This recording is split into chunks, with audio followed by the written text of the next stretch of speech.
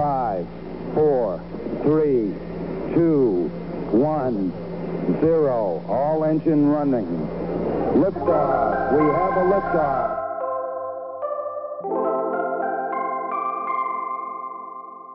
Right. I mean, was that the case? The first year? Oh, yeah, I would say it was. It's a tough one. Well, I'm like you. I was single till I was 33, That's right. rather enjoying it. Yeah. And it was it was quite an adjustment. And we didn't have a long engagement. How long?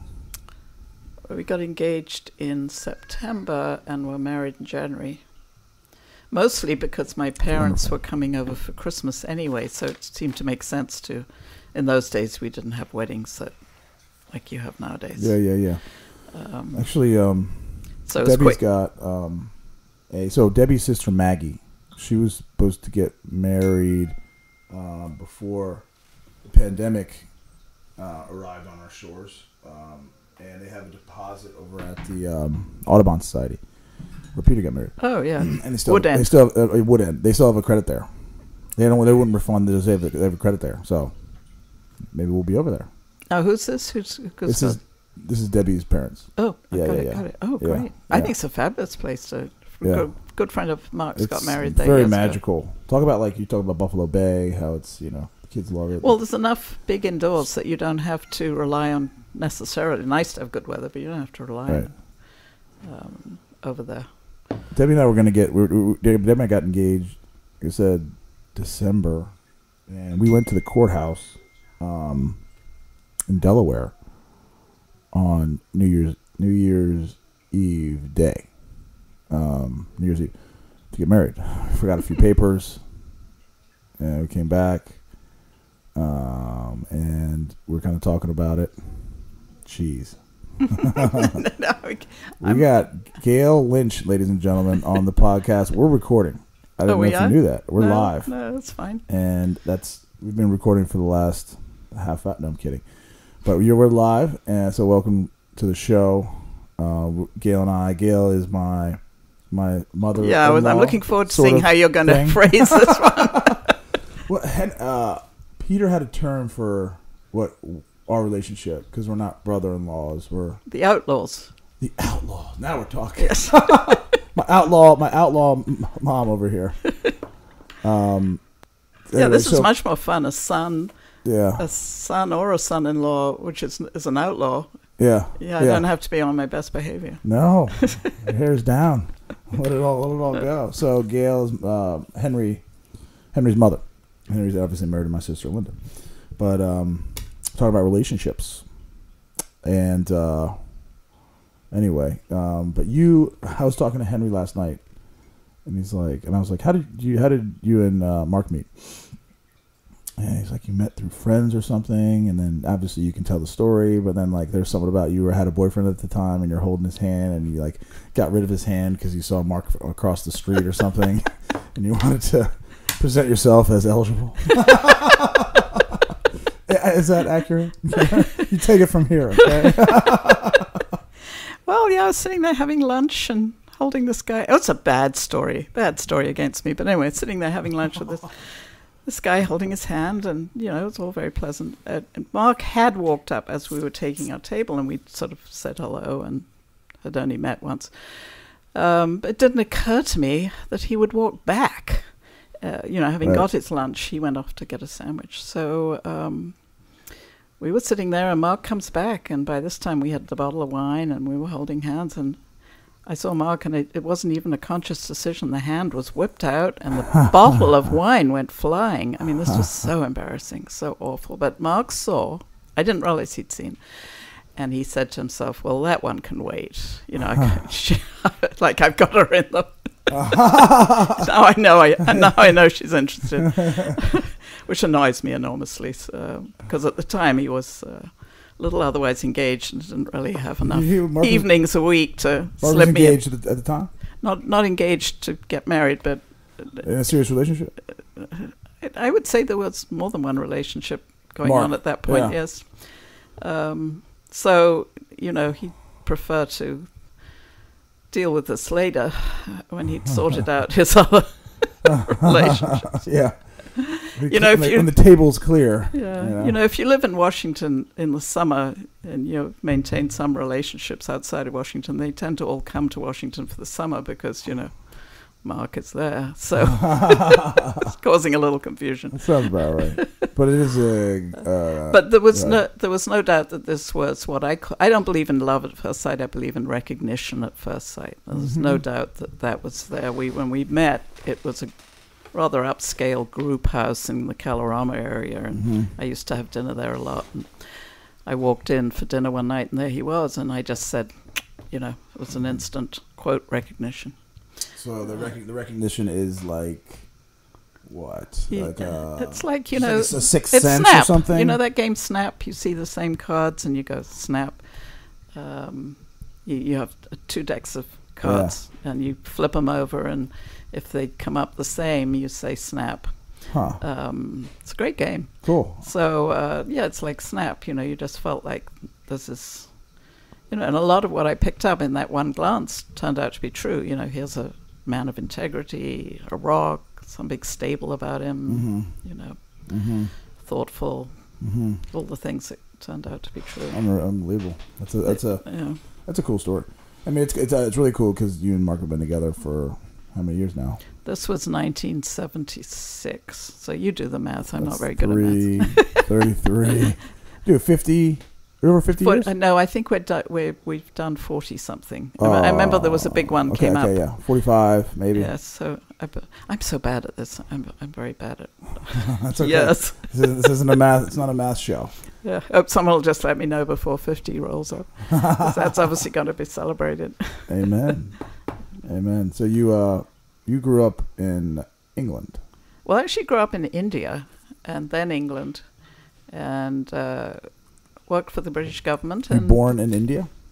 No, because I was born during the war, but went out right after the war. That's World War II. My mother-in-law was always saying, "What war is she talking about?" Whenever I said I was a war baby. Yeah. Yes. So when I was offered America as a posting, I actually kind of turned it down because I thought it would always be there and that the East was probably more interesting. But what do you mean a posting? Well, if you work for the government, they say, we want to send you to Washington. That's pretty neat stuff, you know? Yeah. But I didn't think she was offering me a post. I didn't think I was good enough for that. So when she said, what do you think about Washington? And I said, well, you know, America's always going to be there, but the East is not. Things are changing in the East. So I would rather, you know. Go East, young woman. Go East. Yeah, exactly. And then she said, well, we're thinking of sending you to Washington. I went, oh, well, I mean, of course, that's different. And I had this idea, if I'm going to digress on this one, when I was sent to Washington, when I climbed off the plane, I had this idea that America was sort of rolling fields, sunny rolling fields, spacious houses with white picket fences. Yeah. And, you know, Grace Kelly coming, wandering out, that kind of thing. A picture of perfection. Yeah, well, obviously, that's Kentucky. Yeah, that's Kentucky, isn't it? Yeah, somewhere. Yeah. So that didn't happen. And I also thought I'd be warmly embraced as this extraordinary creature from England, most popular. Everyone would want to know me. No, it didn't quite come out like that. People were actually jokey about the accent and what England was up to and things like that. So I had to be a bit more on my defensive. It was a wake-up call. But I loved it from the word go because I climbed off the airplane and it was humid and it reminded me of India. How old were you when you got here? It's math again, Billy. Oh, how old was I? 20, 24, 23, 24, something in that range. And you were working for the British government? Roughly speaking, yes. Yeah, So I came to work in the embassy. Yeah. Oh, okay, cool. Yeah, no, it was nice to have a family, so to speak, to take off from. Yeah. Of course, I rebelled pretty quickly, like anyone growing up. You know, it's nice to have a family initially, but then you wanted to break out. Yeah. So toward your family would be the other embassy members. Yeah, the whole embassy as such is a huge support group, really. I wouldn't have liked to have come to a foreign country without that. Well, I Right. probably could have managed, but it made it a much more comfortable Absolutely. experience. Absolutely. But boy, I was ready to break the bonds when I got to the end of that time. I had a network of friends and had no interest in being in that closeted society. Did you find that those kind of guys like stuck together at the cafeteria, or like the embassy members, the Brits, they kept to themselves? And you're a little bit more unbuttoned, or Yeah, I'd say I was a bit. But speaking of cafeteria, it was interesting. All the interesting guys, all the diplomats who had wonderful senses of humor, they used to eat on the later side. So I, in my calculated way, decided I would eat on the later side too, because we all shared tables. Mm-hmm. So lunch was great fun. I'd go up there and have lunch late. But if you went early, it's all the clerical stuff and the all charming and support staff and so on would eat earlier. But I found it a lot more. The late lunch. Late lunch was the guys to be with. The interesting lunch. Because there weren't many women working then. Uh-huh. So, That's and they were a terrific bunch. Wonderful, understated senses of humor. And British humor? yes, oh yes, very much. How so. do you describe it? British humor is what? Dry? Dry and Cheeky? understated. You have to catch it. Sarcastic. No, not sarcastic. You just have to catch it. It's very understated. I understand. Understated. Yes. So that was one of the... I'd forgotten about that cafeteria life. Yeah. Did you have a feeling that... Were you attracted to American men? You said you kind of had a little rebel in you. Well, the interesting thing about American men that was different from... I grew up where... a man asked you out and he paid and that whole bit. Yeah. And then I get here and it's not quite like that. And when someone asked me out, it was always for a drink. And I thought, what's with this? Wasn't... And then... In England, it was more, we're sitting down, we're going to have a meal. Yes, they'd ring you up to ask you out, and you didn't expect to pay, and you said yes. And you're going to get a full meal. And you're going to get a full meal. Something to wash it down with. And then you've got to deal with the rest of the night however you want. But yeah. it's guaranteed a hot meal. So you get to America, and people are calling up and saying, "So-and-so gave me your name." You don't know them, or you might have met them once somewhere. And they said, "Would you like to come out?" For a drink. Tuesday week, but it was always for a drink. And I said, drink? Is that all I'm getting? I'm hungry too here. Can't drink on an empty They were stomach. very careful. They didn't want to. It's like this dating. I mean, I can't imagine internet dating, but a friend of mine said, I just always make sure we only meet for a coffee because that way I can get out. Yeah. If you involve yourself, coffee in a public place. Mm-hmm. So it's not dissimilar. It's gave the guy a big out in case he didn't take to me. Coffee or tea? What do you prefer? Or both? Well, I'll go for the drink actually, whiskey and soda. But this my I friend can of make you mine. one. My friend of mine's talking about internet dating. That must be tricky. Is he doing it right now? Is he internet dating now? Your friend? Which friend? You said your friend was talking about? Oh, the friend, the girl. Sorry. Yes. No, she found a husband and they've had a baby. On all my friends who found someone through internet dating seem to be happy. Good. Seems to work. Well, if you think about it, it's a bit like arranged marriages. The internet site that you're on does all the legwork like all the arranging. Indian parents do. You get on very well with this, can't do the accent, but it's better than walking into a room at a party and deciding to go out with X or Y. You've done a lot of the legwork, homework on the website. Yeah. But I mean, at the end of the day, it's the human connection. Like getting set up, having a friend of a friend, just having friends that know other people that know are mutual friends there that can. It's a bit more like getting a reference, isn't it? You're talking about if you meet through friends, you've got a reference. Yeah. As opposed to. Yeah. But you and Mark met through friends yes, yeah, on the Colorama area. Yeah. Yeah. Those were fun years. I mean, the people who lived in that house were fascinating. They went on to become ambassadors, worked in the government, journalists. They were an interesting group. So there was always an interesting collection at dinner at any night. I'm not sure whether that exists anymore. I wonder if that people still do that, or they share houses that way. I mean, not in the past year in the pandemic. That's for. I mean, talk about. Well, that would be your pod, I guess. Online, yeah, exactly. Talk about online dating and everything, like that. Dating in general. Imagine being single through this whole past year. I've seen articles about that as a problem. You know, how do you date? And actually, Saturday Night Live did. Did you see this thing Saturday Night Live did? No. They did a skit on the first party. The first party back. Yes. I bet that's good. Who is this? Do I know this woman?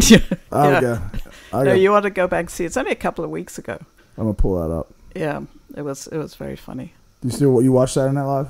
Oh, religiously, but only the very beginning, and then we record it. We watch the very beginning, and then we skip to what's the news?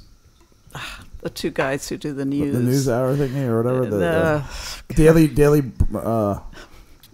weekly update or something. Weekend update. Something like that. Yes. Yeah. You've got it. Black guy and white guy together, and that we love that. That's great fun. Yeah. But a lot of the stuff in the middle, sometimes we just page through it in case there's something we're missing. But you stay up on Saturday night to watch it? If we're awake after we've come back, but we prefer to record it. Yeah. And then Sunday morning. Watch it anytime it takes our fancy. Yes. What's your favorite? It's the best thing in the world, this recording business. You just skip through all the ads. Do you remember set the VHS? Oh, gosh. Pop in a blank VHS, set the timer, or just hit record. What was that machine called? TiVo. Remember TiVo? TiVo might have been the first. I've still got TiVo in my basement. The first to do that. TiVo. Can I sell TiVo now? Or do you think it's got a market value? Still in the box. Maybe Smithsonian. Unused. Might be interested.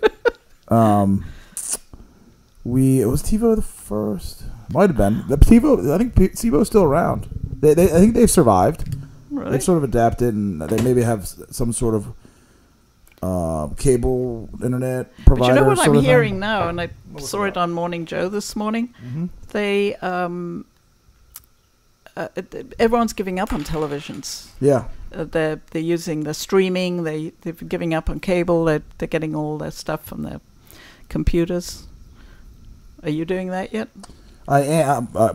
Yes, yeah, I truly am. See, TiVo streaming solved. TiVo still exists. Big savings on our best. Save up to $300. Most still there. Oh yeah. I got. We have TiVo at. I think TiVo partners with cable providers. Okay, so at our beach house we have Mediacom, and they're regional, I think, and their recording service, I think, is they use TiVo. Because it's got like the little TiVo icon and has these unique. I like the sounds that they make, the the click sort of sounds that iPhones sort of make. That I think the TiVo sounds are superior.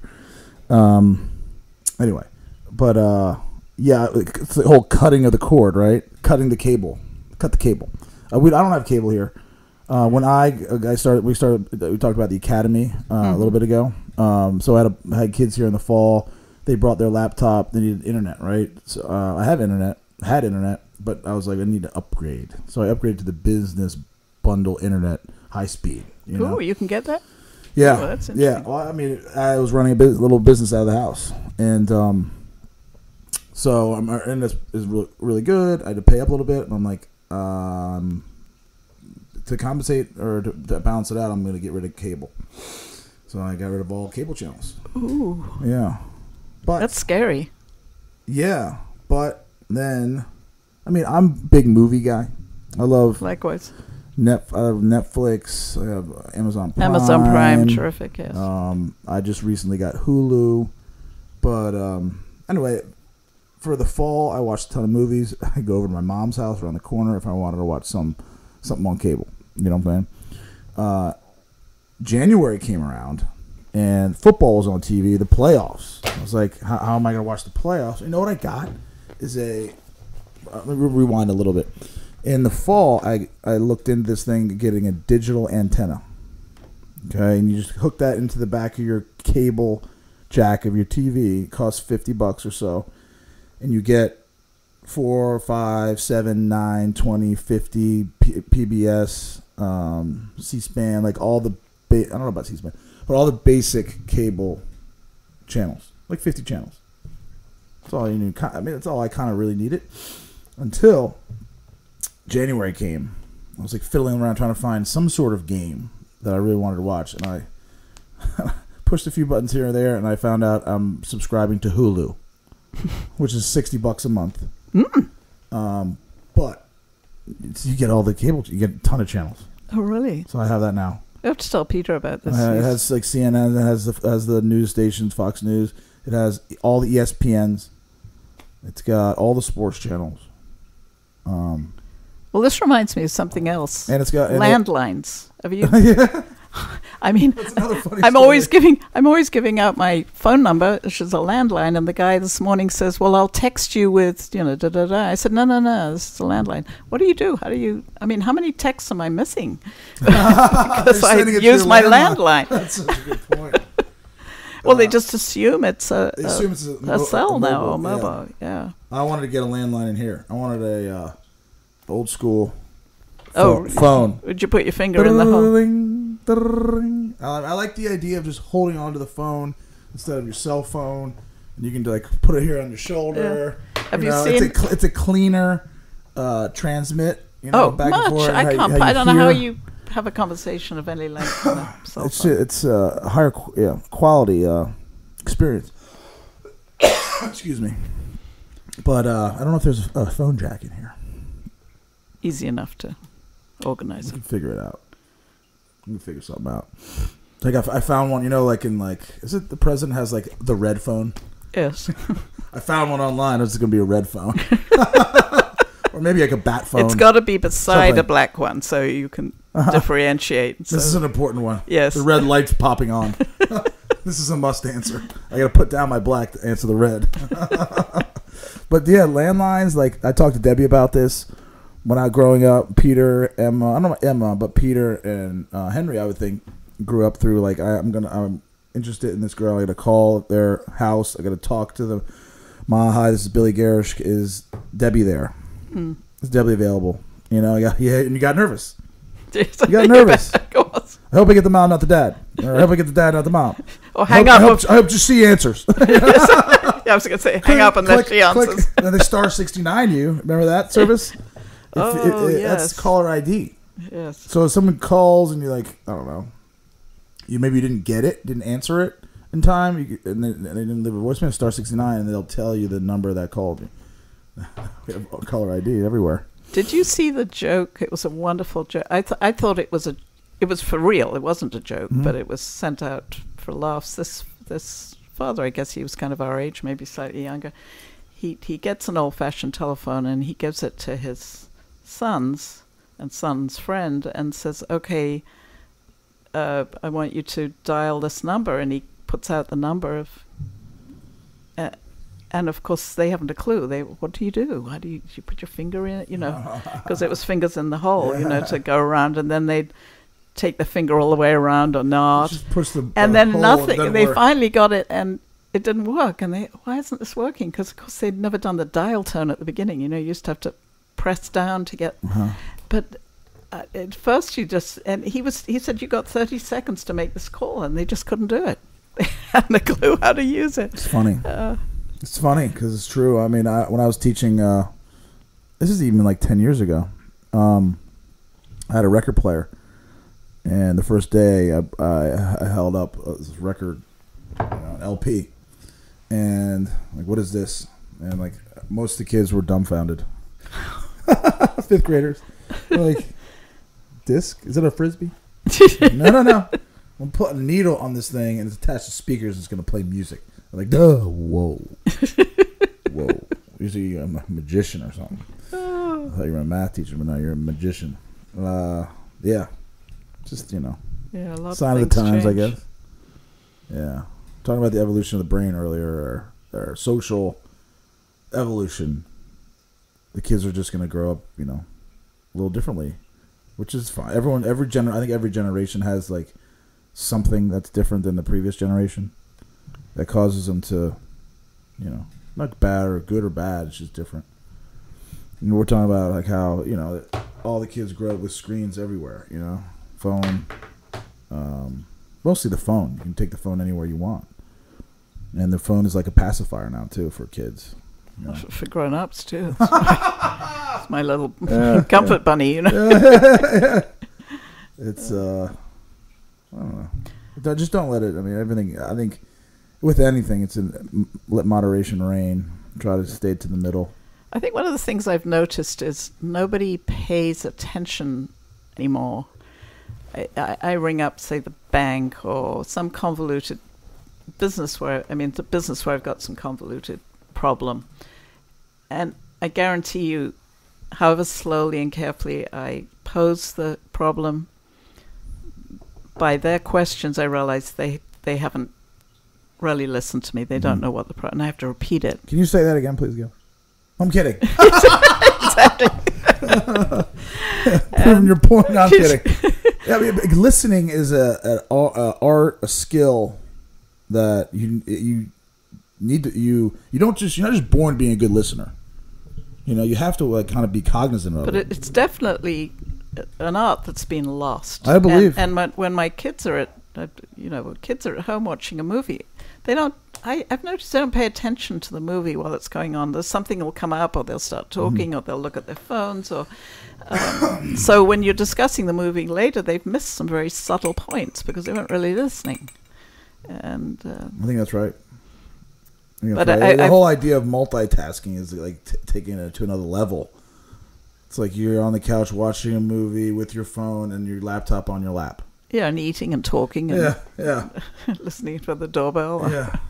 And yelling to the next room for like more chips or something. Well, I'm all for the multitasking if you don't miss something, but when you're watching a movie, you can miss some really subtle. I agree.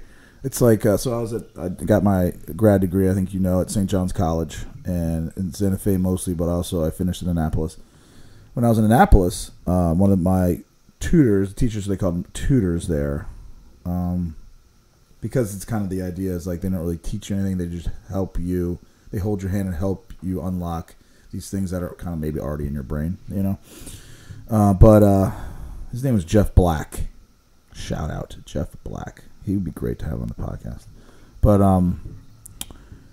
we were like having class. There was like no power. The power went out, and it's July. It's hot as Hades, and I'm like, let's just have the class outside. And we, you know. He's like, okay.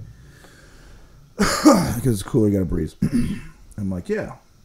He's like, well, how come you don't do this more? Like some of the tutors don't have class outside, you know? And he's like, in the pursuit of two ideals, both are lost. Of course he would say something like that, right? Being in nature is one thing. You focus on nature, okay? But you're reading a book and trying to discuss it, it's like you're diluting the pot or something like that. Either sit in a room, you know, and not be distracted, or sit outside and admire nature.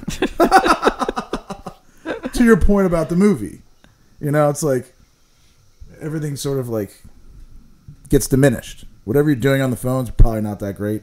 You're watching the movie, you're not really taking it in. Yeah. You know. Have you watched Atlantic Crossing? No. It was on PBS. It's a dramatization of a true story about the Norwegian royal family in World War II and the escape to America of the princess and her children, and she became friends with Roosevelt. It's wonderful. I highly recommend it.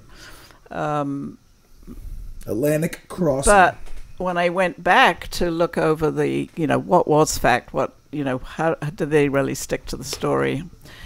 One of the things that kept coming up is they'd say they'd put in some angle in the story because they needed to keep the attention of the audience. Mm-hmm. We felt we'd lose the attention of the audience if we didn't add in a little spice. Mm-hmm. They tried to indicate that she might have had an affair with Roosevelt.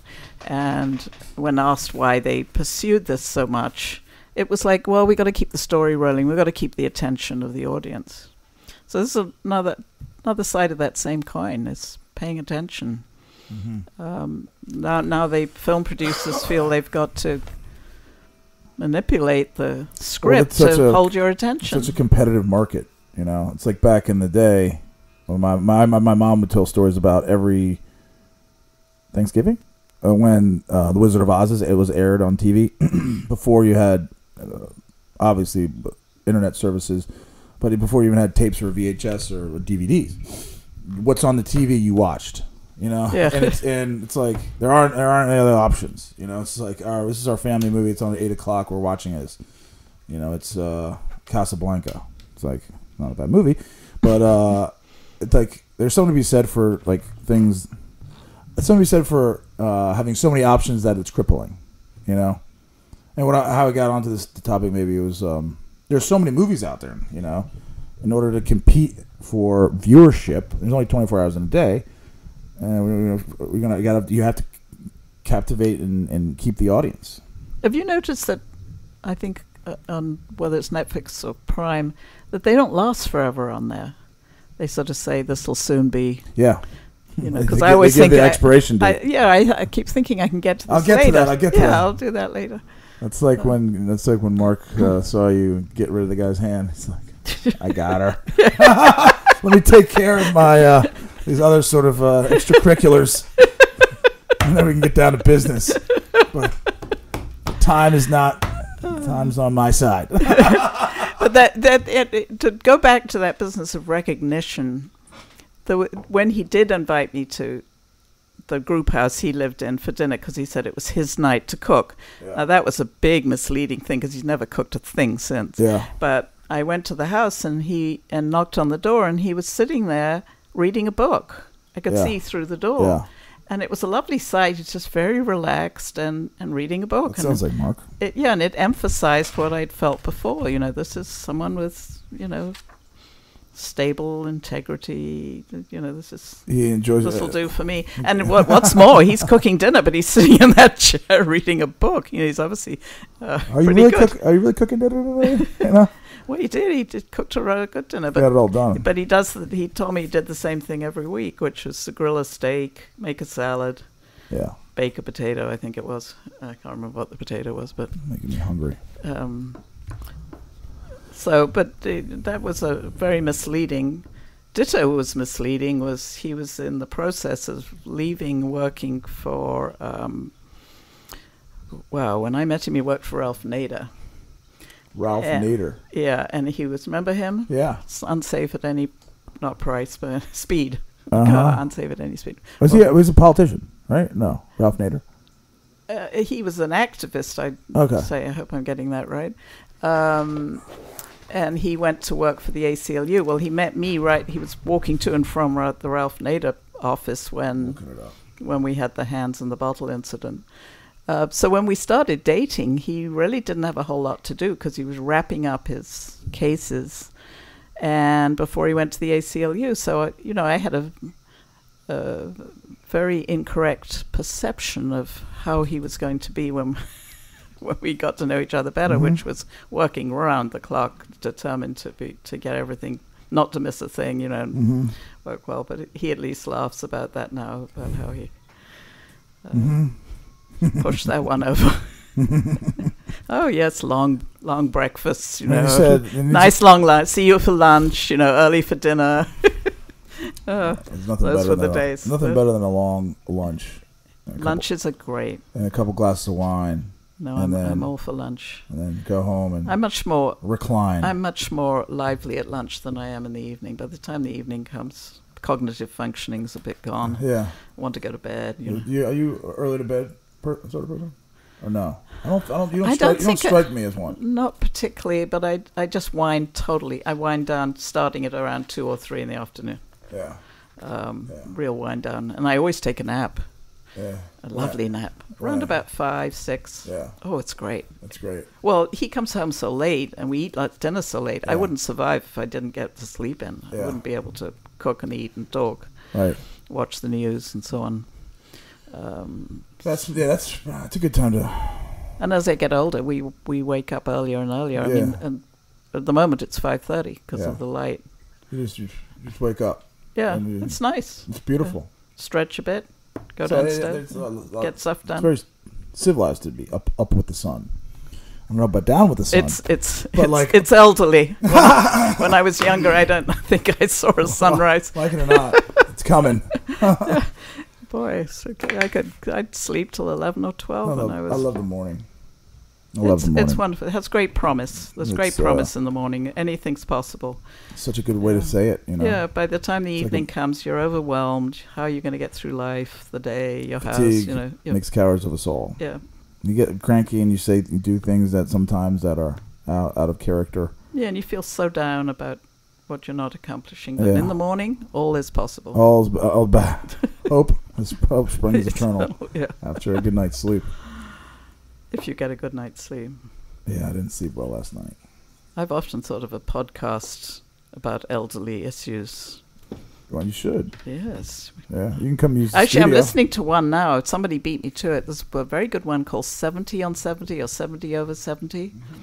But so far, this guy's got a list of really famous people to interview, like the nun who gets people off, who counsels people on death row, and some film stars that you know about, good actresses and famous authors. I mean, so far he's gone for the famous and not really talking about the problems of old age. Yeah. When you try to get star power first, maybe to get followers. Good followers. But he beat me to it because I. What was it called? 70 over 70. It's 70 over 70 or 70 under 70. It's a good idea, but he just chats. Mm-hmm. And I can't even remember. 70 over 70. Cool. Kind of cute, isn't it? Yeah, it is cute. What's it say underneath it? Slowly is the fastest way to get to where you want to be. Okay. How about that? Sure. Well, that must be one of the episodes, I guess.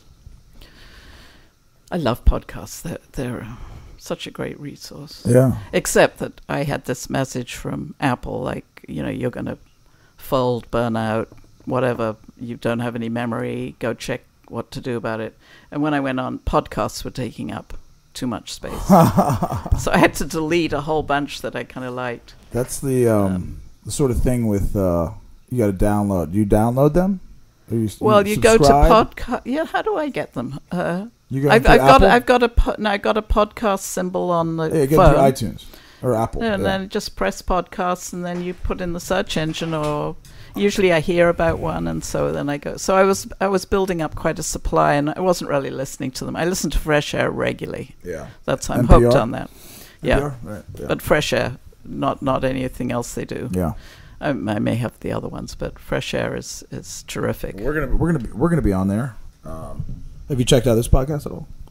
I have. It's on Apple. Yeah. Well, I do it through Instagram. I see you on Instagram, and then do that, or you can do it through Apple, or you can do it through the Buzzsprout website. Either way, Spotify, Apple, Android, whatever. God, you'll have to tell me how you got. I'll show you after the show how you get all that set up. Yeah. So Henry tells me that you're into the Prince Harry thing. I'm very into the royal family. I like to. I'm a great royalist, actually. Yeah. I mean, I grew up. That's traditionalist, or that's old school. I grew up, but even as a small child, I thought this is anachronistic. What the heck, Queen and Crown. But I still was very into it. And as a child, we had all the paraphernalia and. The coach from the coronation, and collected all this stuff. And there wasn't much to play with when we were kids, and it was right after World War II. And we used to cut out pictures and paste them in scrapbooks, and the paste was flour and water. Mm-hmm. And the scrapbook paper was disgusting. I don't know what it was. Mm-hmm. But that's how we amused ourselves doing that. And, of course, most of the pictures in the magazines were the royal family. Mm-hmm. So now I follow them on Instagram with as much interest. Mm-hmm. Well, you've heard my coronation story, I'm sure. I don't know if I have. Well, my father was quite a war hero, and I don't know how he got it, but somehow he got a seat for the coronation right outside Buckingham Palace on the stands. And my grandmother bought a TV, because we didn't have TVs in those days, but she went and bought a black and white TV and invited all the friends over for sherry, and my mother and I were sitting there, watching it with our sherry. And my father comes flying through the door and he grabs me and he says, I'm taking Gail, I'm going back, I can get her in. And so we got in a cab and drove across London right to the side of Buckingham Palace and Victoria Street, I think it is. And the cab driver said, can't get you any further, Gov. And so we got out of the taxi and walked the last little bit and walked straight up the stands. And we were right where the curl ends of the circle. And fabulous seats. Mm-hmm. And I spent my time while we waited for the carriages. It's the coronation of the current queen. Yeah. So I spent my time, I was about 9 years old, I suppose. I spent my time with toffees, which we were given bags of toffees, dropping them into top hat. All the guys were wearing top hats, and I would try and drop them into their brims down below. And of course, the Queen they come back she's riding in her carriage, and that's all very exciting. But what we were really excited about was the Queen of Tonga, who'd had a lot of, that's in the Pacific somewhere. They'd had a lot of publicity. She was huge, very fat and very jolly. And she was in an open carriage, and it was pouring with rain. Oh. And she was in an open carriage, and everyone went berserk. I mean, it was almost more popular than the Queen coming by in her carriage. It was very exciting. They went berserk. Why? Because she'd always Tonga, Tonga. She'd always they'd done a lot of hype on her because she was such a character, so certainly all the kids were very into her by this time. And see her coming by in this open carriage. I mean, she could so easily have kept dry and was not going to. We certainly roared for her. But the other thing that was different, we were also brought up that when you came across the royal family in public, you didn't stare, you didn't ask for autographs, you didn't, you gave them their space and their privacy. Yeah. That was how you behaved. Respect. And sort of stood back and, I remember seeing Princess Margaret many times in Harrods. She was a tiny woman, but they'd put on sunglasses and a big headscarf, and by and large, people didn't notice them. I saw her in antique shops and so on. But when I was older, I used to socialize with a whole lot of students at Cambridge, and all of whom were fairly aristocratic, and which I'm not. And one of them was Prince William, who subsequently died in an airplane crash when he was about 30, very sadly.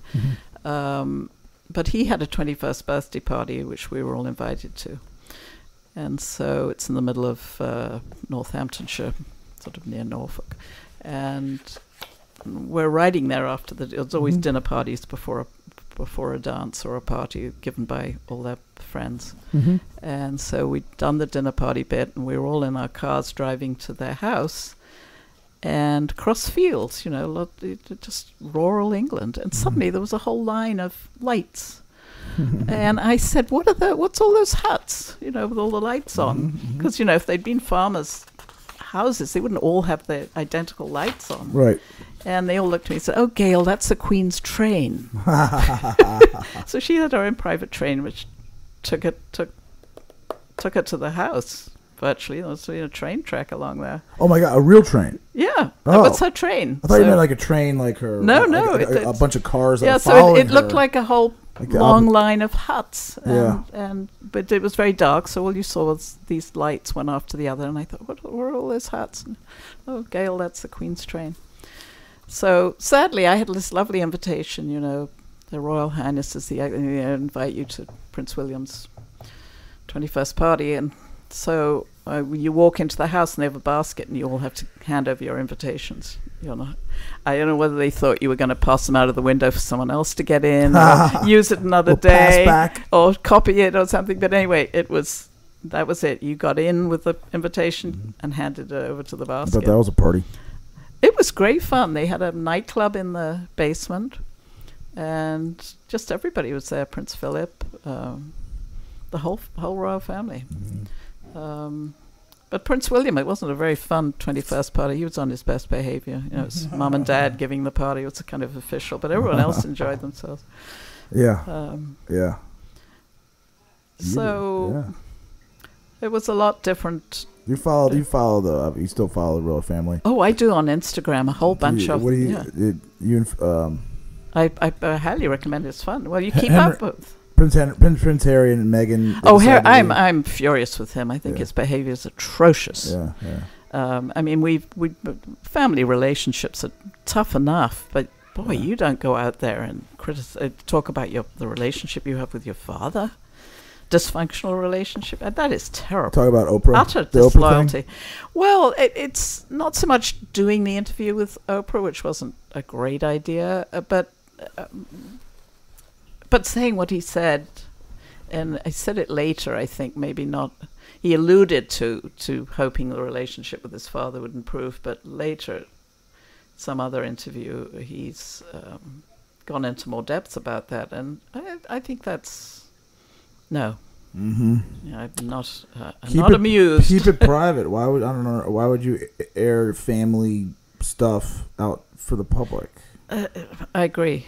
Well, I mean, if Harry, like, you tell me if I'm off, didn't feel comfortable, or Meghan didn't feel embraced, I don't think that needs to be outed to everyone in the world. Nothing's to be served by it. You know, maybe they're right, but maybe they're wrong. Maybe we don't know. You know, but just to go and but you don't talk about it. You don't talk about it. Talk about it with family. Figure it out within the family. Yeah, absolutely. As any other family does.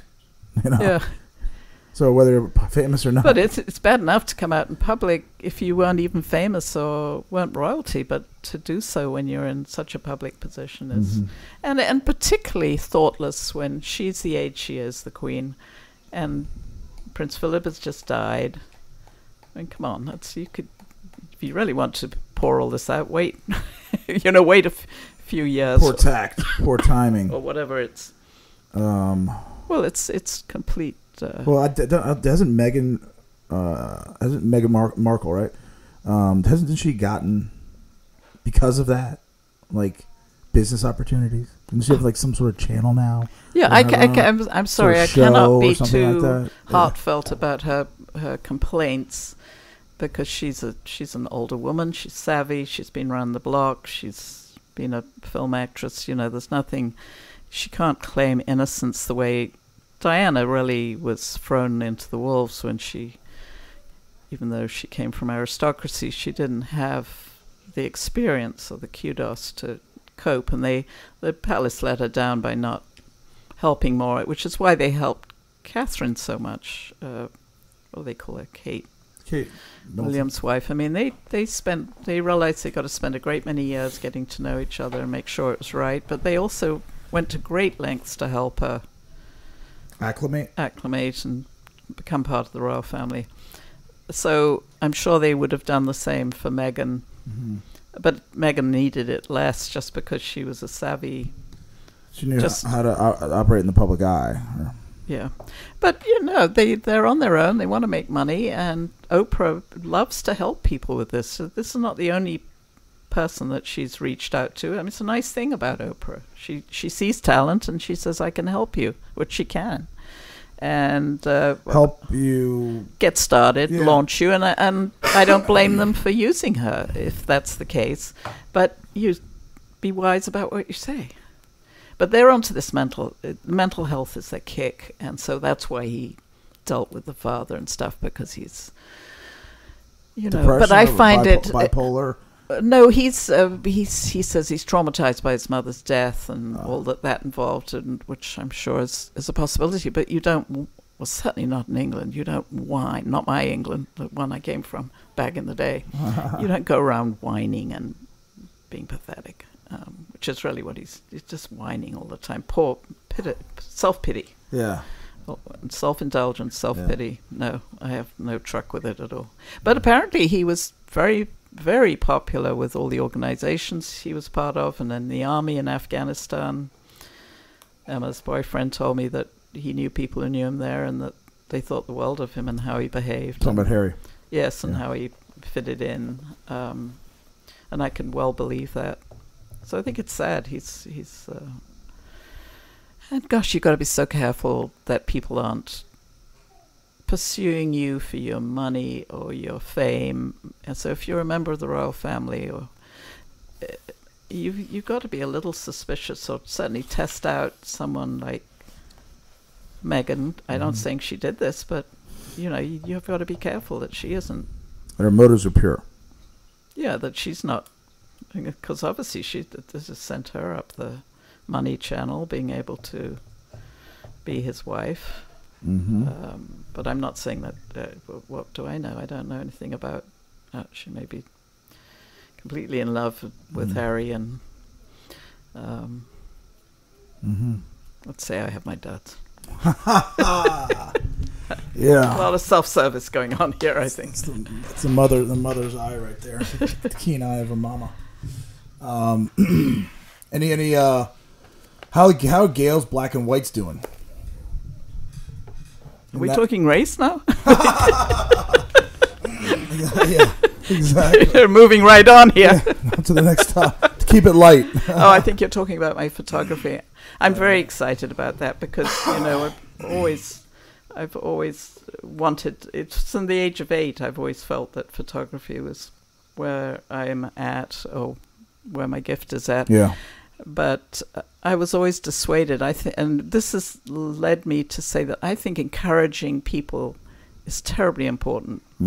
Whatever it is that you hear that someone wants to do, you should try and be encouraging, even if you don't believe they should. Encouraging is terribly important. Yes. Yeah, and here I go, sort of being critical of my family, but that encouragement was not there, and I bought into it. And then when I finally was hitting 30, and I thought, oh, maybe I won't ever get married and have children, which seemed to be what I was expected and what I thought was going to happen. I thought, well, what would I like to do with the rest of my life? Well, photography was the first thing I wrote down on a piece of paper. So I went and interned with a photographer, and we went around taking weddings. I've done more weddings, but back in the day, not nearly as good as what you get now from wedding photographers. But I don't know what made me suddenly take it back up now. Maybe it's end of life is coming rapidly. What do you like about photography? What do you think why is your personality drawn to well, the trouble was when I did photography and was interning and then did it, professionally, and I was doing jobs that people wanted me to do. Go take a picture of this, or my house needs taking a picture of my kid. But really what I was enjoying doing is taking reflections in water and, insect on a leaf. But I really wasn't finding time for that. So that wasn't in demand. No, so it wasn't, and so recently it was like, I really want to do it just for me. And what was exciting was I think maybe digital photography got me into it, because in the old days you had to, focus and f-stops and speed. And accessible now. And I thought, what fun, let's just go with it without having to think about all the mechanics. I'll get to the mechanics later if necessary, but let's just roll, just click, click, click. Right. What Cartier-Bresson called the moment, instant moment, I think it translated. Moment critique. So that's been a lot of fun, because you find yourself an observer? Oh, always have been. Yeah. Always have. I can walk into a room and tell you instantly how it's decorated, whether it's happy, unhappy, a mess. Someone's just had a meal here. I'm always surprised when my kids don't pick up on something like that when they walk in. I've got eyes like a hawk. I didn't work for the government for nothing. I can spot. I spot. You like airports? Just observe the observation of humanity. Oh, absolutely. But I don't miss a thing. Not a thing. That book's out of place. It wasn't there last time. Yeah. You came into the house, you were like picking up on details that were different in the Christmas party. Yeah, and I see them instantly. Yeah. It's like jumps out of you. Everybody's different, and I guess that's my particular talent. And I think that would probably go. So it translates into photographs too. You suddenly see something and say, "I just got to take a picture of that." It's an instant recognition thing again. Yeah. I love your black and whites. Oh, good. Yeah. I need all the praise I can get after. I've had a lot of very, very good feedback. So those pictures that you post on your Instagram, correct? Are those new photos, or are those photos that you've found, dug out of boxes? I do a mixture. I dig out of boxes, and I hope I somehow explain that, but a lot of it's new stuff. Yeah. And I'm trying to do something I call breaking the sound barrier, which is reaching beyond my own expectations, finding something better, newer, different. With respect to what? With anything in life? For the Or photographs. for the photography? For the photography. Make something, break the sound barrier. Find some other way of expressing something. There's one photograph I took. I remember sending it to Emma and saying, I think I broke the sound barrier on this. Now I can't even remember the photograph. Different sort of? It would have to be totally different and creative. I understand. So the creativity level is high. Yes. I understand. You've succeeded in capturing something. Doing something different than other people would produce. But I get Peter's before. wonderfully encouraging and says, you've got to have an exhibition. I don't want to do that. I don't want to spend the time doing that. I want to spend the time taking the photograph at the moment. That's where I'm at. That's like me in podcasting. I love this. And then I have to, I should, and I do, go in the computer, and I don't really edit much. But then I have to process it, upload it, kind of like circulate it through all the different social channels and sites and stuff. Like it kind of like bogs me down, Yeah, it's just fun the doing. The art is what I enjoy. The nice thing about the digital is you can edit it very easily on the. Yeah, you can. I have yet to edit anything. This is my 45th podcast. Really? Yeah. I've got to go back and listen to some of them. It's what my approach to it is. I just want to be as real and transparent as possible.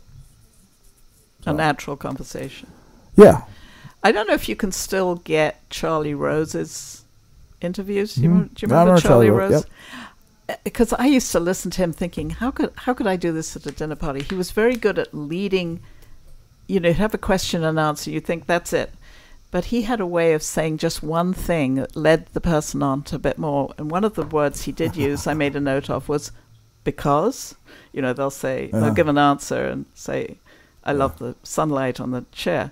He'd go, because. And making you then, say a bit more. Yeah.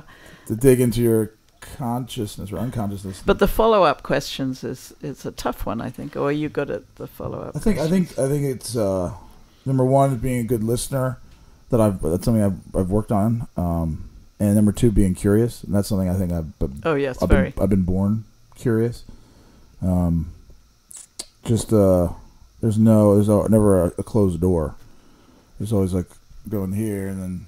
Oh, there's an interesting avenue we can go here, offshoot or go this way, and eventually you gotta shut it down because my computer might explode. Did you know that most people listen when most conversations, people when you are saying something, they're busy composing their answer, which is not a good thing to be doing. Not a good thing.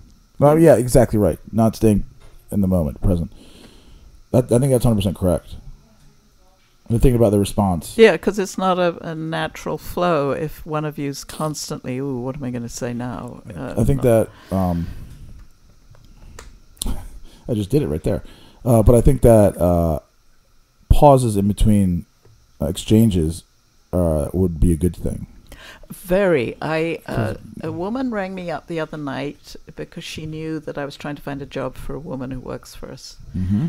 And when I talked to her about this woman, I felt like she was really listening to me, and then there would be a silence while she thought about what I'd said. Mm-hmm. And then she'd respond to that, and I thought, wow, not often do I hear a person do that. And it was very effective because it also made me, so there would be a silence after I'd said what I'd said, but it made me think of something extra to say, to add to the details I was trying to convey. But it was so unusual because I just don't know many people who do that. I think it's more the exception than the rule.